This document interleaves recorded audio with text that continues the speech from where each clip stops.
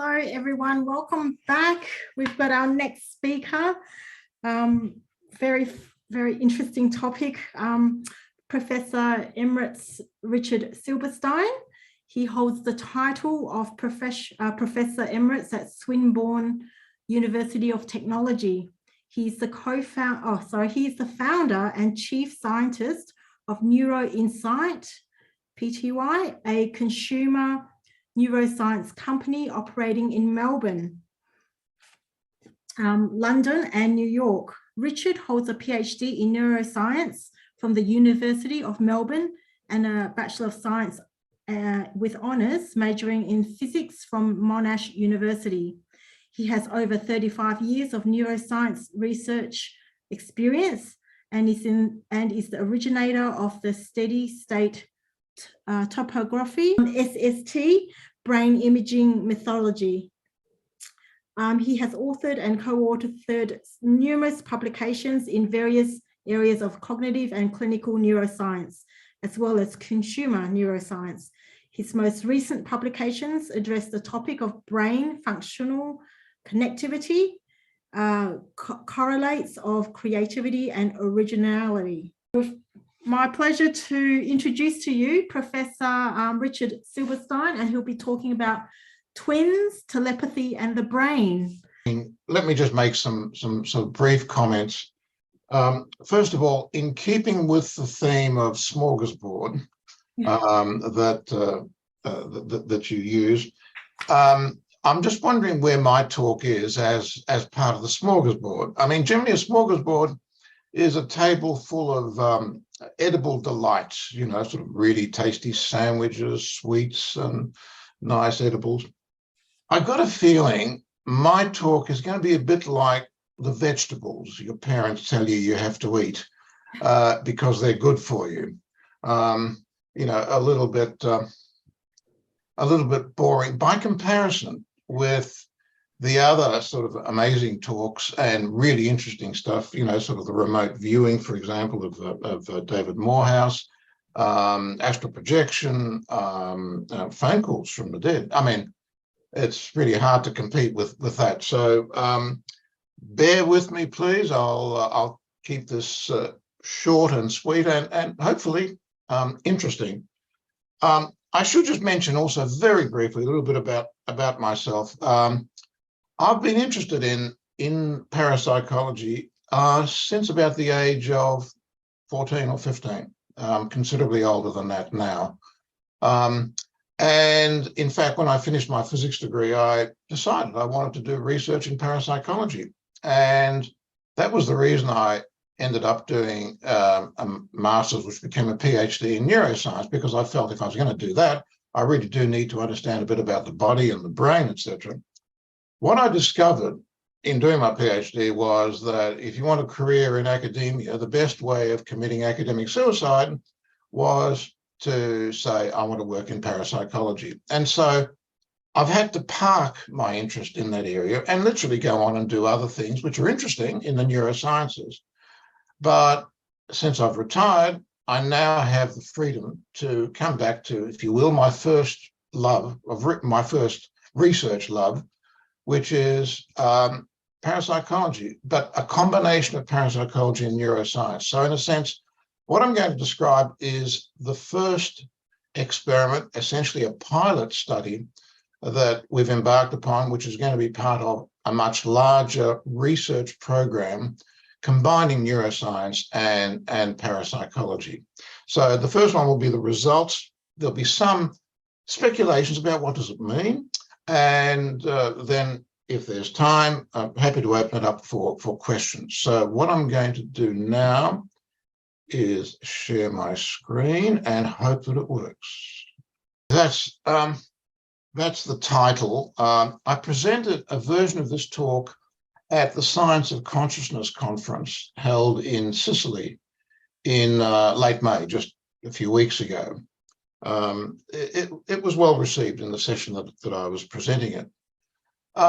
Let me start off with something that came up, that one of the parents of the people who were involved in the study, because we worked with twins. They were all female twins, it turns out, who were identical. That is to say, monozygotic. They both emerged from the same fertilized ovum. And one particular set of twins, relatively young, their mother was there as part of, basically because she was the adult. And she told us an interesting story about these twins who seemed to have this amazing link between them, where if something happened to one, particularly unpleasant, the other one would seem to know about it and feel it at the same time.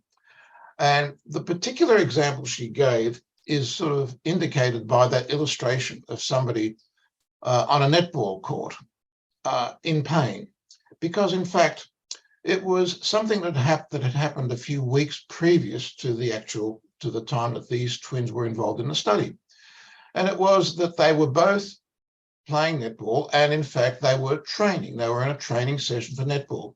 Now, what had happened was they were, in fact, put into separate teams. And in the training area, it was a very large training area, they were each training in quite different courts that were not in view of each other, separate rooms, etc. Now, what happened was, in one of the courts, one of the twins fell awkwardly and dislocated her knee. Now, what was fascinating was that even though the other twin could not see this at all, instantly she started limping at the same time. Now, when the coach was able to, in fact, apply a maneuver which essentially fixed that, relocated the knee, at that very point in time, the twin that had been hobbling and felt pain in a knee for no known reason, suddenly the knee felt good again. Now, that's just one example of sort of a constant series of stories that we've been hearing, particularly about identical twins. There's been lots of research, quite fascinating research. You know, the book by Playfair on twin telepathy, I think, covers quite a lot of it. In most cases, it's a difficult area to work in because quite often it's hard to recruit the twins and it's hard to actually get things to replicate because it's human nature, so to speak. And there have been attempts which have been published in the scientific literature. Generally, they've been along the lines of, let's put the twins in separate rooms, have one of the twins experience something, see a picture, put their hand in cold water, and then see what happens to the other twin in another room, you know, measuring what's called galvanic skin response, which is like light detection or maybe brainwave activity, as this particular paper does. So the basic idea is what happens in one twin when something occurs to another twin and they're not in view of each other, they can't communicate. So that's the basic idea behind it. And the area has sort of mixed. There've been some studies, they're hard to replicate. What we decided to do was to use a new methodology that we had invented in my laboratory.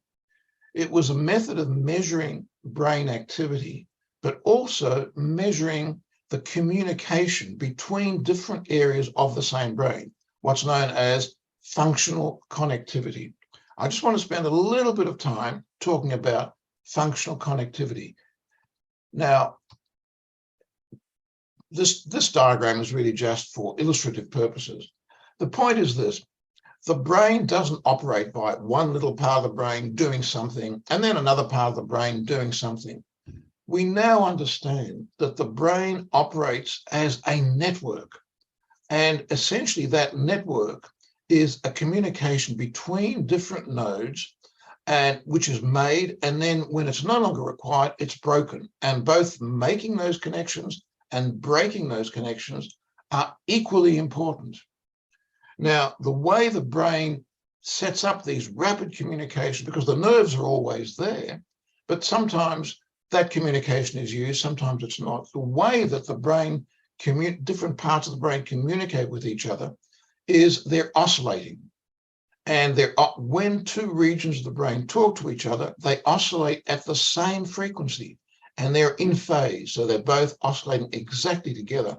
And when that happens, we know that those two regions are talking to each other. When they need to stop talking to each other, they're no longer operating at the same frequency. They're now out of phase. And as I said, it's just as important to be able to stop communication between regions that are no longer required as it is to create communication. And what I'll be looking at will be the first study anywhere in the world that looks at functional connectivity as a correlate of this sort of telepathic interaction. Is there a change in the brain functional connectivity in one twin when another twin is looking at, as you'll see, pictures? So let's have a look at, we used social media to recruit twins. It turned out that all of them were female. One of the important things that we did was we restricted the people going into the study to those who believed they had experienced what you could call, this telepathy, or the more neutral term these days is anomalous experience. It's got less baggage than the word telepathy. Anyway, so in a sense, we were recruiting rather specific individuals. Okay, now, I don't know if you can actually see that, but there were basically 5 pairs, 10 people altogether, all female. Their ages ranged from 13 to 39. We did these studies twice. We had them coming back. So the first series were done in November in 2022, and then we had them come back end of January, February, for basically a repeat with a slight addition, just to see how things replicated. So the basic idea, and I don't know if you can sort of see the two diagrams, but basically the idea is this. You've got one that we'll call a sender, because both of them take turns, and we'll call one the receiver. I don't believe it's sender and receiver, to be frank. I don't think something comes out of the sender's brain and goes to the receiver's brain, but let's just use that term. And basically what you've got is the so-called sender looking at a series of pictures, 100 pictures altogether, and 50 of those pictures are just pictures of general scenery, stuff that we got off Google Images, etc. The other 50 images are images that we asked them to provide us. We asked them to provide us with images that were relevant to them, things that were special, birthday parties, holidays with the parents, etc. In other words, things that were of personal relevance just to them. And we had these images, and one more or less saw these images coming up relatively randomly, and the other one just looked at a static screen, nothing happening at all.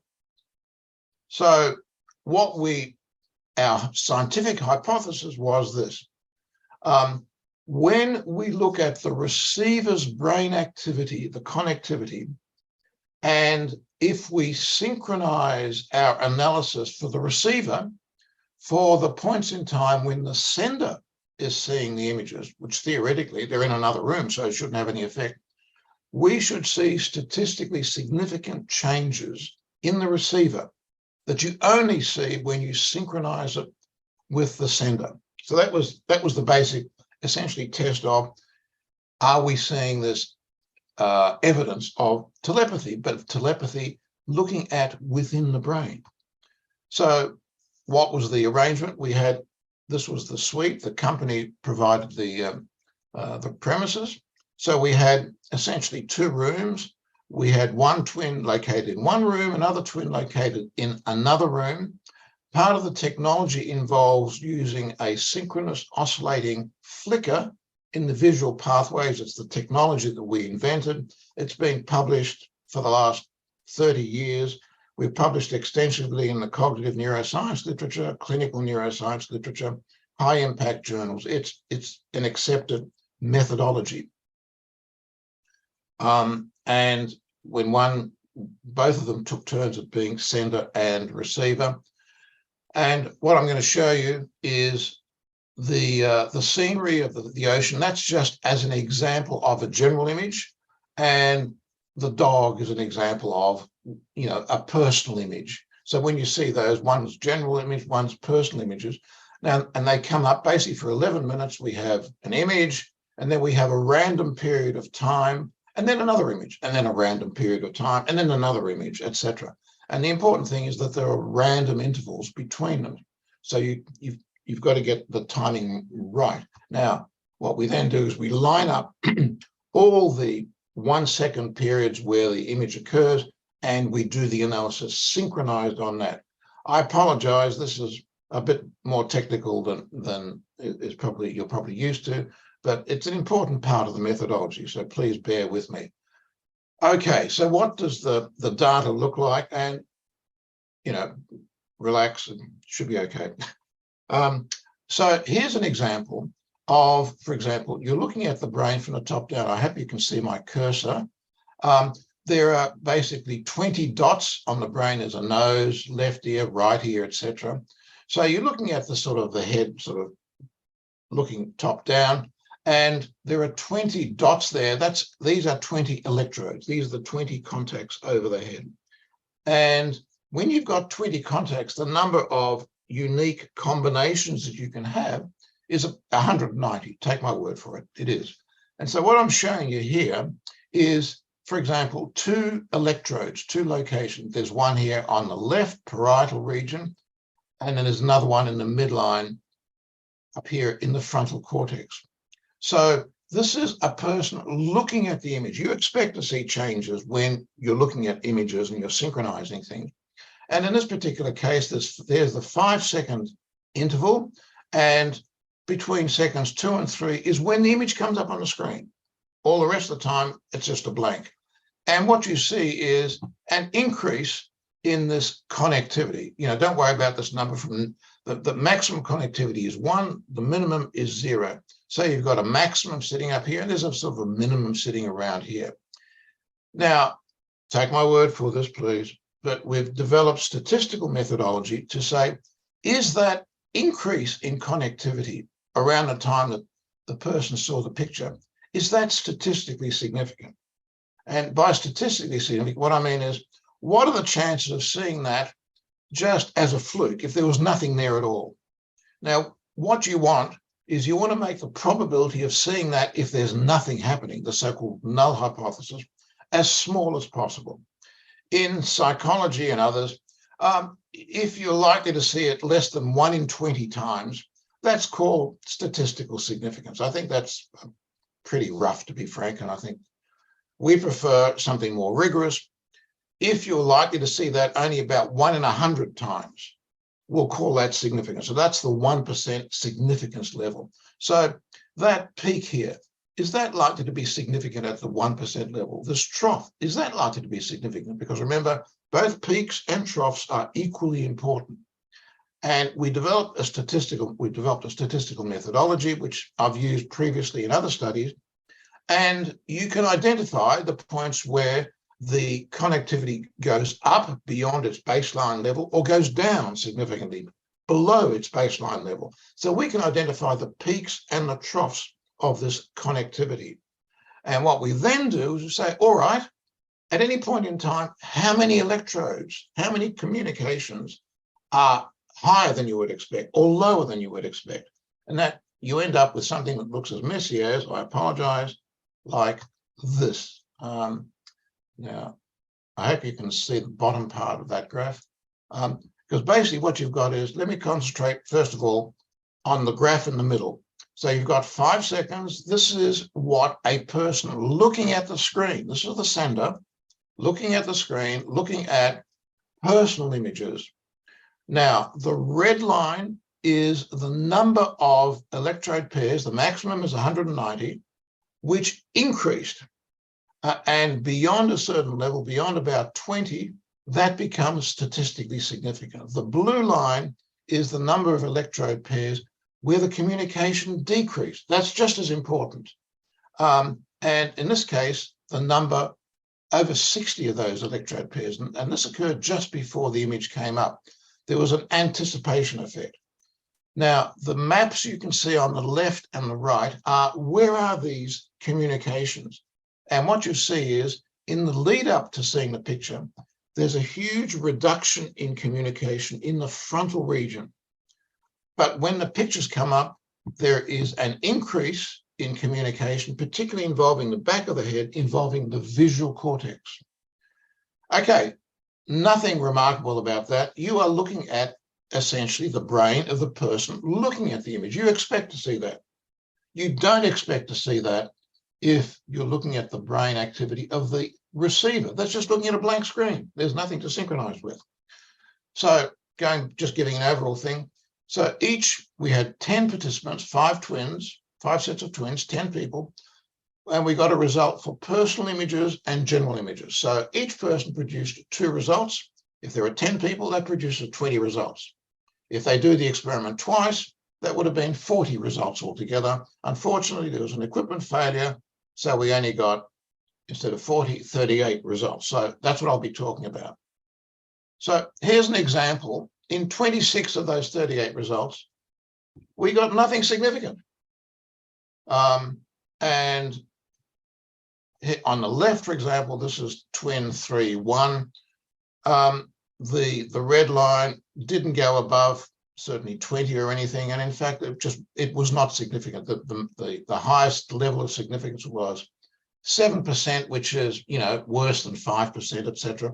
The dotted line is also a control study where both twins were looking at a blank screen.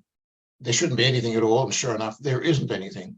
So basically, we saw nothing in about 26 of the 38 results. Okay. Most skeptics would say, yeah, what do you expect? That's what the results are. However, in 12 of the 38 cases, we got some very interesting results. Here's an example of one of them, one of our really good participants. Now, this is the pattern of brain activity of a person looking at a blank screen in another room, and you only see it when you synchronize the analysis to what the sender in the other room is looking at. If you synchronize it to anything else, you see zilch, and you get this increase here. Now, it only occurred, and by the way, that increase from the back of the brain to about the middle, that suggests some sort of visual processing. However, when we asked the person who was the receiver at the time, did you have any pictures coming into your head or anything? She said, no, nothing conscious. And yet the brain measure was saying, hey, something's occurring and it's related to visual imagery. Now, when her sister was looking at the special images, which I would have thought should have got a bigger effect, what we actually got was zilch. In fact, it was specific to the general images. Now, why? I'm guessing now. My guess is the general images were novel. They hadn't seen them before. They were interesting, and I suspect that's probably what's happening. Okay, how replicable is this? So that same set of twins, they came back 2 months later. So this is the same twin in November, looking at that activity, visual area lit up. And this is the same twin who came back in February. Now, I don't know if you can see it, but basically it's also statistically significant, but now her brain is responding more when her sister's looking at the special images, the personal images. So, why? I don't know. But the point is, this is really strong replication. This is the real stuff. Are all the results exactly like this? You just see things when the other one is looking at the picture. No, here are 2 other twins. You can get activity in the receiver, which you only see with synchronization before the image comes up and sometimes after the image has been, etc. And that's not surprising. And the effects are quite statistically robust. Okay, so what you can do is you can sort of say, what's the statistical significance of each of those peaks? There are altogether, there are 38 altogether, 26, 26? Yeah, 14 of those are statistically significant at various levels. Some are more significant than others because there are more electrodes. So what you can do is you can ask the question, what are the chances of getting that number of statistically significant effects in the brain and connectivity if there's nothing there, if it's just a fluke, if there's null? And the answer is the chance of that happening is about 1 in 500,000. In other words, that's extremely statistically significant. Okay, so the way that things are normally done with academic papers, you come up with a general statement like, we observe statistically significant functional connectivity changes in these isolated individuals only when the analysis is based on the image appearance time as viewed by the sender. And this is the first view of these functional connectivity changes in any laboratory anywhere in the world. The second one, once again, this is the usually obligatory thing. To the best of our knowledge, this is the first report of functional connectivity changes consistent with the existence of these anomalous interactions of telepathy between sensorily isolated individuals. Now, I'm not psychic, but I can guess what's going through a lot of your minds. This. All right, so what? And what I want to do now is just sort of pan back and look at the bigger picture. So what's the significance of this? Well, first of all, the studies of this kind produce evidence for consciousness-related phenomena that are not consistent with our current understanding of the laws of physics. Let me just make a brief comment here about quantum mechanics. A lot of researchers are very interested in integrating insights from quantum mechanics and consciousness. I mean, being a little bit unkind, quantum mechanics and entanglement, etc., is weird. Consciousness processes, that's also weird, but just putting two weird things together and hoping that one explains the other, I don't think necessarily gets us any further. I think quantum mechanics is a very powerful metaphor as a way of understanding what's happening. But quantum mechanics and physics is still a work in progress. And to be frank, I believe physics needs to expand significantly to be able to understand the sort of consciousness-related phenomena, if ever, that we know exist. Generally, we know that evidence not just from these types of experiments, from near-death studies, for example, but also the work of Ian Stevenson and children who remember past lives, which I think there's some very good work there, particularly by his successors, suggests that consciousness is not just is not only an irreducible component of the universe, but that consciousness can exist independently of the physical structure, such as the brain. So what am I suggesting? Well, it might seem that I'm suggesting, well, there's this thing called consciousness, and there's matter and energy, which includes the brain, for example, and they're completely different. Consciousness can exist independently of the brain, for example, etc. Now, the basic problem with that form of dualism is, well, if they're so completely different, how on earth can they talk to each other? How on earth can they interact?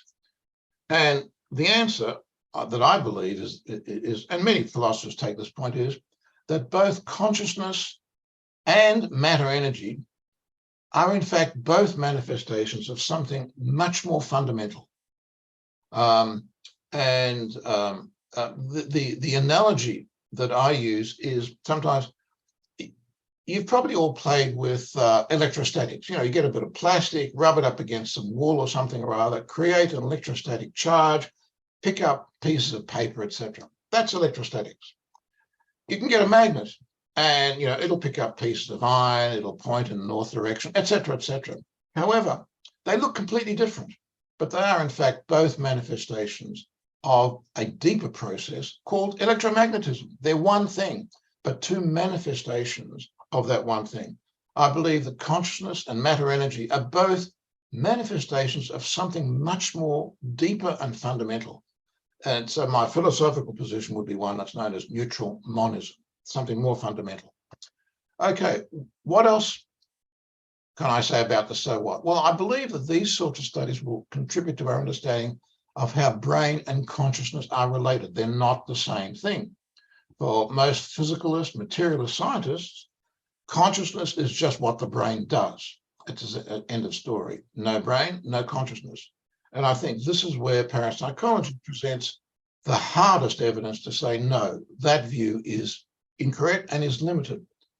Now, there are two ways that you can sort of see what is the relationship between the brain and the mind.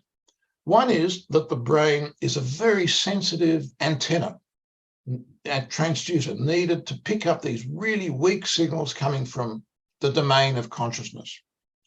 That's one view. The other view is no, the role of the brain is not so much a sensitive pickup, but it's a filter to reduce the input from this domain of consciousness. And this view of the brain acting as a filter to suppress psi influences isn't new. It was suggested by William James and Henry Bergson, William James being the father of American psychology. And I think there is a lot of merit to the notion that, in fact, were these filter systems not working, we would be overwhelmed with an enormous tidal wave of psychic perceptions, which I think would really compromise our ability to function at all. Now, does that mean that if certain brain networks play a major role as a filter to reduce these psi influences, does that mean that damage to these networks will increase psi capacity? Now, it's very interesting that David Morehouse mentions that it was that accident where a bullet hit his helmet while he was training in Jordan, which led him to start having a series of experiences which he hadn't had before. Now, this is actually very common. There's quite a bit of research suggesting that brain injury can increase what some people view as, oh, they're just hallucinations. But no, some of them are actually psychic perception. And there was a fascinating paper published in 2018 by Morris Friedman and his crew that looked at, are people who've suffered frontal brain damage more psychic? More particularly, can they influence a random number generator, sort of just by thinking about it? Can you move the cursor more? And now theoretically, the cursor should just stay in the middle because the random number generator produces a naught or a one randomly. A naught might make the needle move to the left and a one to the right. And essentially a quantum random number generator produces the same number of noughts and ones.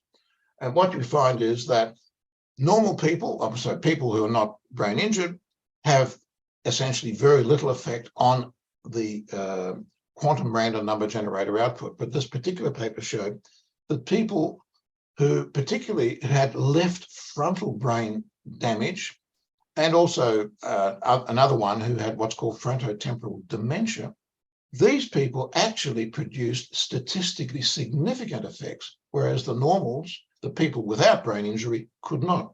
And so that's just one example of brain injury actually enhancing psychic capacity. And in fact, I suspect that there are many cases. There's a famous one in the 1980s, a Dutch clairvoyant, Croiset, I think his name is, who claimed that he became clairvoyant when he fell off scaffolding, when he was doing some painting. And as I said, there are many examples like that. Peter Fenwick, a neurologist in the UK, starter of the Scientific and Medical Network, mentions that he would often see in the neurology clinic patients who'd experienced brain injury saying, I'm hearing other people's thoughts. And as I said, most people would say, well, you're just hallucinating. That's the effect of the brain damage. But in fact, it may have been that.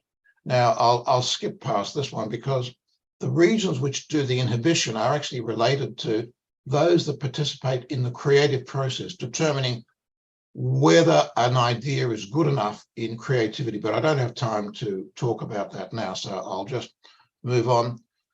So if the brain is primarily a filter, what this suggests is, first of all, studies of this type may in fact contribute to developing new approaches to expanding human capability, because if we could see what patterns of brain connectivity are associated with increased psychic perception, there's a technology known as neurotherapy or EEG biofeedback, where you can give feedback when those particular networks become activated more readily, so you can gain control over it. But the other thing is, it could well be that some psychiatric disorders may be a consequence of disturbed brain consciousness interaction. And these studies, and I'd like to think the studies that I'm engaged in, may well point to new and improved ways to treat these without the use of drugs. So what I've tried to do is step back and sort of say, okay, this is just the beginning. It's a specific study. I think it has broader implications. The field has broader implications. You know, one of the obvious ones is consciousness is more than just brain activity. There is a non-physical dimension to consciousness, and that's crucially important. One thing that this sort of study is not intended to do is to provide a piece of evidence that the skeptics will say, oh my God, yes, hallelujah, we all believe this stuff's real. Let me just tell you, as far as the so-called skeptics, David sort of touched on this as well, nothing in the way of evidence will change their mind. They're basically committed to a particular point of view, which has nothing to do with fact. It's all to do with their psychology. And for more to the point, they've locked themselves into a particular position. Essentially, they're the go-to person if a newspaper wants a comment from a skeptic. There's a famous comment that Max Planck, the famous physicist, made quite a while ago, which I think applies here. Science progresses one funeral at a time. And the basic idea is people tend to get locked into a particular viewpoint, and facts are the last thing that will change it. There's no point in trying to convince them, and I certainly have no intention of using these results, even though I think they're going to be robust, probably the most robust and replicable, certainly in this domain. And the implications, I think, are quite profound, because rather than just using this study to prove, hey, guess what, this stuff happens, I believe there's already more than enough evidence to say this stuff is real. There are a massive number of meta-analyses, which, as I said, if you're after facts, you know, you would have been convinced a long time ago. What I think these type of studies break new ground in is they actually look at, in a much more subtle way, what is happening in the brain associated with these. It gives us insights into brain functions, which are aspects of these experiences. So basically, it's looking at the domain of what's happening in the brain that is correlated with these things. I'm not saying it's all to do with just what the brain does, but that's clear. It does involve behavior. Sometimes people see things, feel things. So clearly something's happening in the brain, and we need to look into there. And also, as I said, it has these broader implications in terms of understanding human capacity and being able to develop it further, and also better ways of understanding and treating some so-called psychiatric disorders, which may in fact be related to treatable disorders of this filter process. So thank you very much for your attention. That's all I've got to say. I'm happy to take questions. And Thank you so much, Richard. That's fascinating. So the brain and consciousness is not the same thing. Yep. And I'll stop sharing now. Yeah, we do have some questions. I'll just read them out. So can the electromagnetic energy of the brain ride or mirror the energetic field of matter that is around us, generated by the earth naturally? Like, can any similarity of energetic field, either genetically shared or inherited, of siblings, such as the twins in this study, explain how they can connect with each other through the energetic field of matter around us all? Okay. Look, I'll answer that in two ways. First of all, the most obvious one is the communication due to some sort of electromagnetic interaction between the twins? And the interesting thing is that hypothesis that it's electromagnetic is the reason that the EEG was discovered. Hans Berger, the neurologist, in the 1920s, was a medical officer in the German army on the Western Front in the First World War. And he was involved in an accident where a horse-drawn gun carriage almost ran him over, almost killed him. He was only mildly injured, but it was a very close thing. He was shipped to the field hospital immediately, and within about half an hour to an hour of him being admitted to the field hospital, which occurred very quickly, he received a telegram from his father in Berlin saying, "Hans, are you all right? Your sister had a dreadful feeling something had happened to you," at the very time of the accident. That got Hans Berger interested in, oh, this is telepathy. At the time, radio was just becoming introduced more widely. And he thought maybe radio is the sort of model of what's happening. Now with radio waves, how do you generate radio waves? Well, you need electricity. So that's what led him to look for electricity in the brain. Now, okay, is that electricity, are those electric fields the means by which communication occurs? The answer is pretty clear, no. We know that from, for example, putting people in shielded cages, for example, or deep underwater, and salt water, particularly, seawater, is a terrific filter of electromagnetic energy, and interactions still occur. So it's unlikely to be due to these interactions.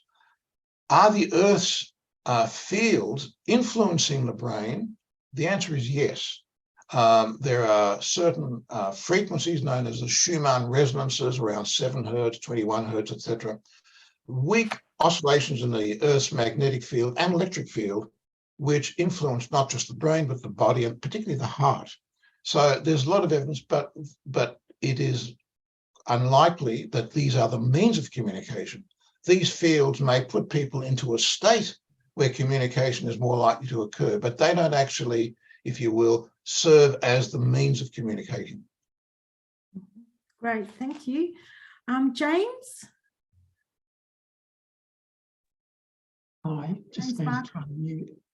Hi, Richard. I am psychic, and you're wrong. I didn't think so. What I found your speech fascinating, and I've actually, in my book, I wrote about that World War I example.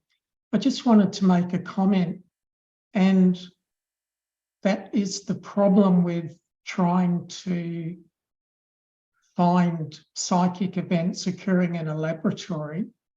Isn't it kind of where you kind of need a Holter monitor for people with arrhythmia kind of thing, because they only experience it at certain times, so you can try and capture it that way. And the other thing that I totally agree with you with the sender receiver, the sender has to have some kind of really emotional event, something traumatic. And again, I see that as being tricky for you to replicate in the lab. Okay, look, thank you very much for that comment. Jane, you make a very good point. Generally, the experiences that these identical twins report, but also psychics, are ones that are really dramatic. Someone's died, someone's involved in an accident. Sort of really, generally they're unpleasant things. It doesn't happen that often that it's pleasant things, unfortunately. But there you are. Now, that's true. However, what I believe is that those are, if you will, the strongest experiences. I think we are actually in tune almost all the time, but at a much lower level, much more subtle, much smaller effects. And I think then it's related to what is the methodology you're using? Is it sensitive enough to look at much more subtle, weak and processes? Now, I believe that the functional connectivity methodology that we developed is much more sensitive than what you can get with EEG. I've worked with EEG for a long time. I know EEG, and it's much more sensitive than fMRI. So what I'm getting at is I think essentially what you're looking at when we sort of say, these things only occur at certain times, true. They're the ones that break through into consciousness. But I think for every, I'm guessing here, for every one that breaks through into consciousness, maybe 1,000 events which have a little ripple across the brain, which don't emerge into consciousness. And I suppose that's what we're trying to look at. Thank you for taking my question. Joyce was wondering why I'm here out of the 40 people. It's bizarre that I got this email, but it turns out that I've been in touch with Jeremy Dean. I bet you know who he is. Rupert Sheldrake, Yeah. Joseph McMonagle, Russell Targ, Florence Garnett, Eric Robertson. I could go on. Yeah. Professor Kate Jeffrey. And what I've pitched them on is something related. I'm trying to get them to take on the research that I've found after the 2 years, that the block between your conscious and subconscious mind is related to telepathy. And you were talking about that exact thing, because if there was no block, you couldn't function. Your subconscious mind has every experience. And so I'll make this as fast as possible. I realize because there's research that says your brain changes after you're 6 years old. Do you agree with that? Well, that most of the development of your brain happens before you're 6. Yeah, although it's plastic and it tends to change, but less so as you get on. I'd like to think mine still has the capacity to change. Okay, so the investigation and research that I had showed that I have a connection with my daughter, and subconsciously she can go hide, and subconsciously she can tell my subconscious mind, but it can't tell me, but it can tell my dog. And my dog has found her hiding in a mall, which is impossible by scent. I paid the Canine Institute to analyze the video and verify there was no scent involved. And then what I did was I realized that it's after you're 6 years old. I found a little girl who's 5 years old who found her parents hiding. And if you watch the video, it's obvious it's telepathy. Yeah. There's the interesting thing is that 5 or 6 year period is an interesting one, because there are some drastic changes that do occur.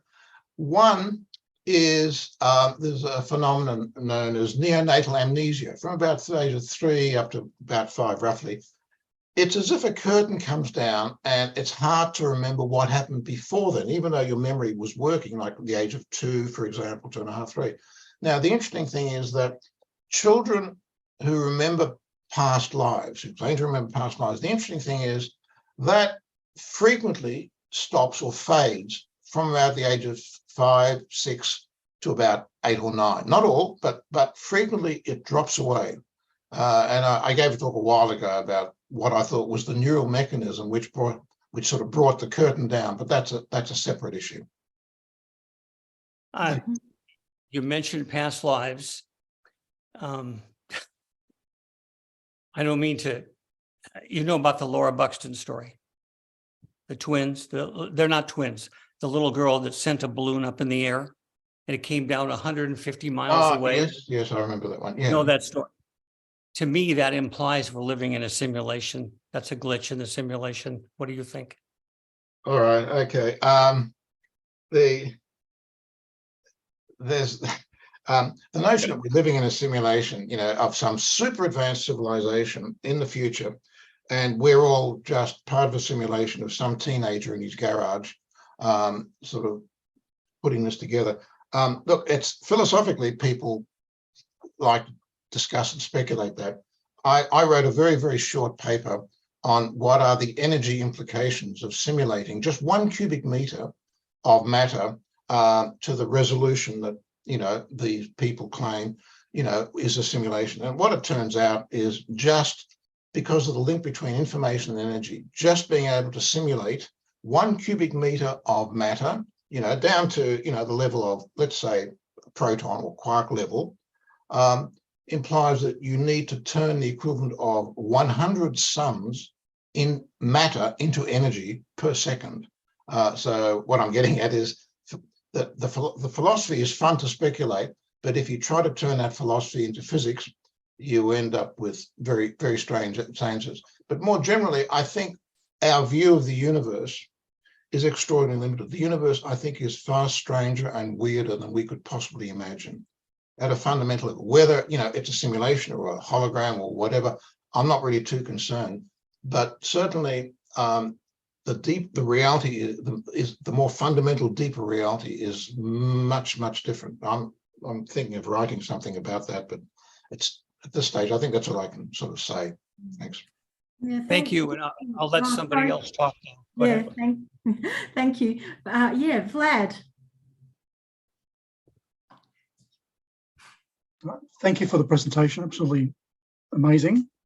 I guess two questions. One is just a curiosity. That one was to do with when you got the coherence. What brainwaves are we talking about in terms of frequency? Okay. The method doesn't use just the ongoing EEG. We have those strange goggles that you saw people wearing. They produce a flicker, which is there the whole time, exactly at 13 cycles per second. And there's a reason for 13 cycles per second. And what we're looking at is the brain's response, because the brain responds to every sensory stimulus. And the brain produces a very small oscillation in many parts of the brain, not just the visual cortex, at 13 cycles per second. And what we're looking at is the coherence or the connectivity at that 13. In other words, if they're exactly synchronized, they're talking. And if they lose synchronization, they're not talking to each other. Okay, all right. That's I'm happy to send you some papers on that. The other question is a bit more theoretical. So you found that certain regions of the brain will become more coherent and decoherent and so on. And then you also mentioned neurofeedback.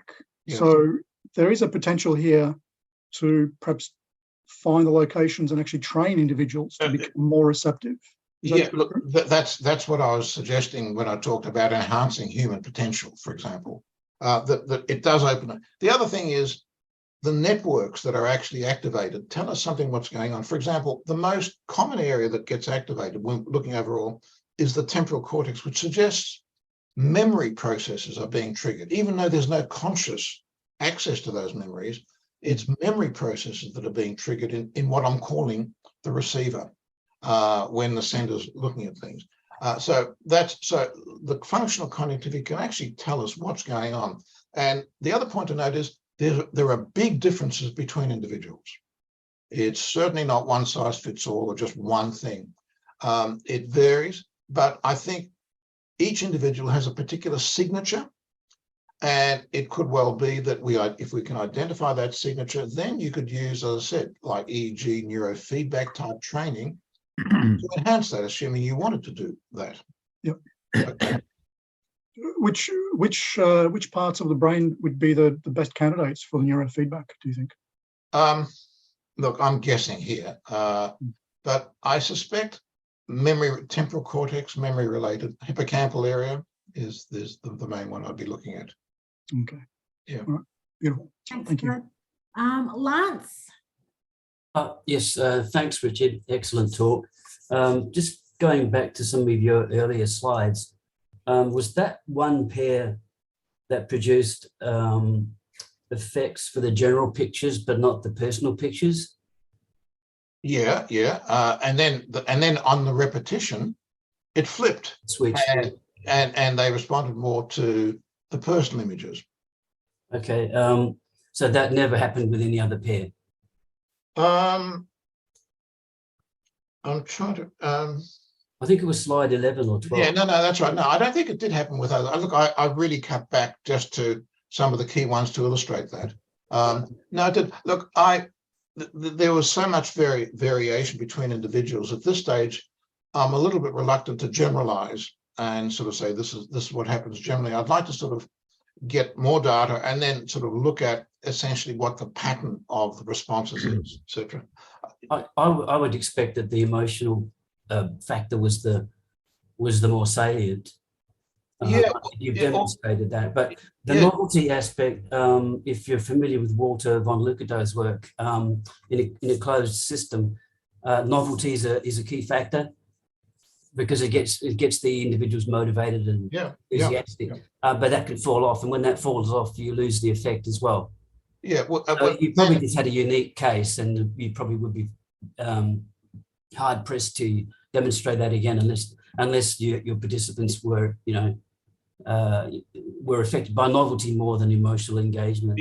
well, look, as I said, that was our speculation. That could just be a speculation as to why we got that particular pattern, because I don't think we saw that specific one in others, to be frank. It was either both personal or both, or in some cases, that you got the result in one session, but not in another session, for example. Right. So at this stage, the numbers are still small. I mean, we're only talking about 10 people. So it's much too early. I think it's that they're very good results for such a small sample.